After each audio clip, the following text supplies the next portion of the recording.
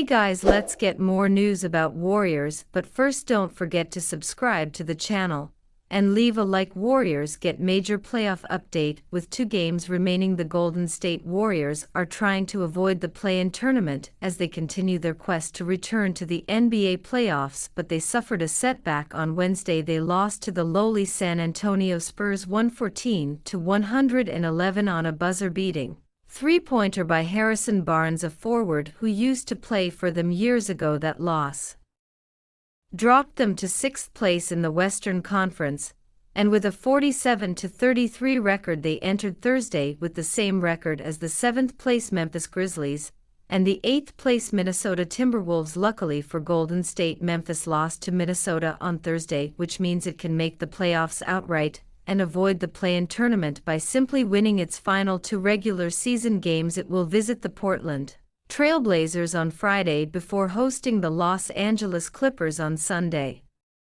After the Memphis loss, the Warriors control their own destiny again for a playoff spot when the final 2 at Blazers vs Clippers, and they'll be at least the 6th seed. Could also climb above Clippers if they lose to Kings tomorrow, and Nuggets if they go 0-2. The Warriors have mostly been riding high ever since they made a blockbuster trade for Jimmy Butler, a 6-time All-Star forward. 2 months ago they have gone 22-7 since his debut, and have often looked like legitimate championship contenders again. Stephen Curry, who seemed to be over the hill during the first half of the season, looks revitalized these days, and the team has ranked 3rd in defensive rating since the All-Star break. It will be very difficult for the Warriors to reach the NBA Finals with a bottom-4 playoff seed, but Curry and Draymond Green, as well as Jimmy Butler, have overcome postseason obstacles before, and no one will count out this team until it is out of the playoffs. Jonathan Kuminga, Draymond, Jimmy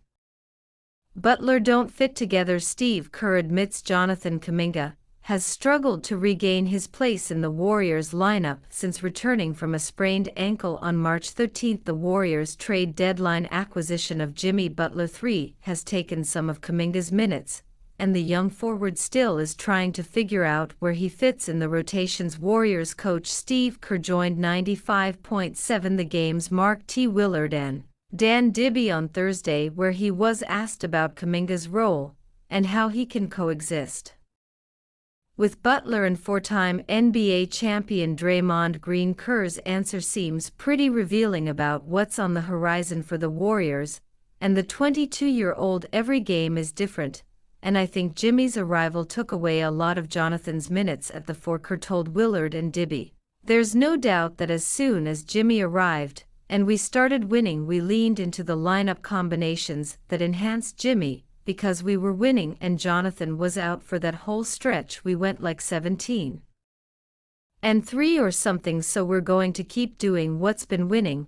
But the lineup with Jimmy, Jonathan, and Draymond doesn't fit real well. Frankly, it just doesn't. We need more spacing. We found other lineups that have clicked, and this is just part of the deal being in the NBA, and you've got to adapt to whatever is happening with the team. Jonathan's done a great job of that. He's working hard, he's playing well when he's out there, but I'm just going with the line of combinations that I think are going to give us the best chance to win. And there's going to be nights where he's absolutely part of that, like the Lakers game. And then there's going to be nights where I go to Buddy or Moses or Gary Payton. It just changes every game based on what's happening. And I have to read that as a coach, in 32 games before his ankle injury, Kuminga averaged 16.8 points in 26.0 minutes, but in the 14 games since he returned, he's down to 12.4 points in 21.1 minutes. To Kerr's point per NBA.com's lineup data, when Kuminga, Butler, and Green are on the court together, they have a minus 24.9 net rating in 38 minutes over 11 games. But Kuminga is doing the small things to help the Warriors win games, including playing solid defense and guarding the opponent's best players. As Green noted after the Warriors beat the Los Angeles Lakers last week, that's what the team wants to see from Kuminga. He was asking for those matchups, Green told reporters. That says a lot. We challenged him in private, we challenged him publicly to step up on the defensive end. And he did that. He was great offensively, but he was even better defensively right now. As the Warriors make an NBA playoff push, they need Kuminga to do the little things to help them win. What the future holds for Kuminga, who will be a restricted free agent this summer, remains to be seen, but Butler and Green aren't going anywhere for the next 2 seasons. Green has been Kuminga's biggest advocate, and the Warriors publicly have praised the former first-round draft pick every chance they get. But if he can't play with 2 starters, his best shot at a prominent role next year might be elsewhere. Warriors must switch up dream trade scenario. Amid rival turmoil, the Golden State Warriors may be reaping the rewards of their blockbuster move for Jimmy Butler at the midseason trade deadline, but that may not stop them from considering even bigger deals in the summer should the potential arise. The dream scenario of pairing Giannis Antetokounmpo with Stephen Curry has hardly been a secret and could grow in possibility if the Milwaukee Bucks were to be eliminated in the playoffs for a 3rd straight year. Yet an even bigger dream scenario could be on the horizon with Nikola Jokic's future, with the Denver Nuggets starting to become a topic of discussion following the franchise's shock decision to fire head coach Mike Malone and GM Calvin Booth on Tuesday. The Nuggets responded from the stunning decision on Wednesday night in Sacramento, with Jokić continuing his MVP-caliber season with another triple-double in a 124-116 win over the Kings despite remaining on track for another playoff appearance. The turmoil in Denver has raised speculation of whether Jokić could be on the move. Tom Habeiro of Yahoo Sports made the case that the 3x MVP should request a trade, pointing to the fact the Nuggets have been unable to surround Jokić with a single All-Star or All-NBA player.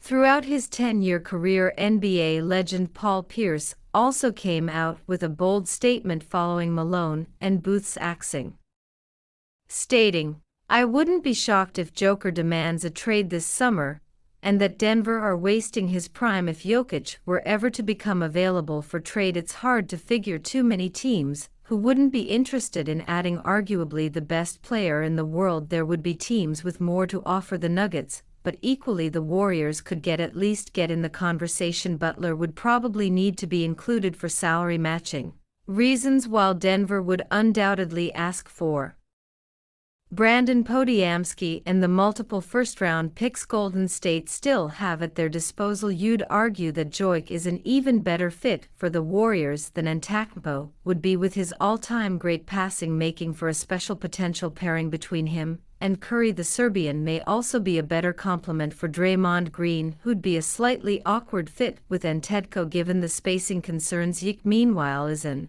incredible 41.5% from three-point range this season on nearly 5 attempts per game, while Green could foreseeably make up for some of his limitations on the defensive end. Any trade potential will obviously stem from what happens over the next few weeks, with the potential that the Warriors and Nuggets still meet in the postseason amid a tight Western Conference race. And what do you think about Nikola Jokic's situation? Write to us in the comments.